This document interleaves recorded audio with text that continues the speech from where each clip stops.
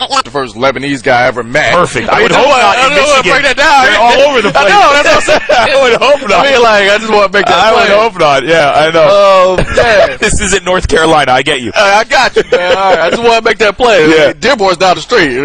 We kidding. Dearborn's more Lebanese than Lebanon, I tell you.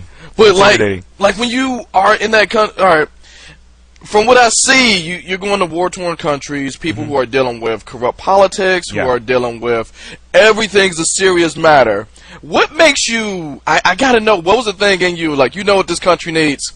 Stand-up comedy. Bro, it was, let me tell you, first of all, I'm living in Lebanon, and the country is obviously, as I'm sure this much most people know, has been marred by war over many decades. And then you have, outside of Lebanon, you have the entire Middle East, which at the moment is doing much worse than Lebanon had ever done. I mean, if you take into Syria account and Iraq, and you hear about it, Yemen and all these places. Back in 2006, it was following a war that had happened in Lebanon, one of the multiple wars that I had experienced and witnessed. I had been doing stand-up as an amateur thing for many years at that time. You know, it wasn't like a profession. It wasn't my career, you know, in college and university, stuff like that.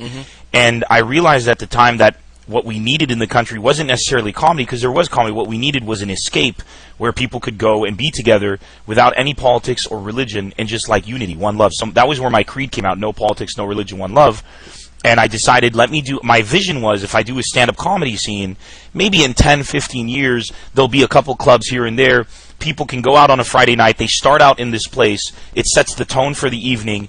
And then people go out, and they're not discussing politics or religion. And then over time, in 20, 30 years, it could change. Okay. That was my vision. What I didn't expect was the speed at which it blew up, for lack of a better term, in the Middle East. And the fact that we ended up, within a year, I was doing my first comedy show in front of massive crowds, like a special in front of 2,000 people. And then it was going bigger and better from there, because there was a hunger.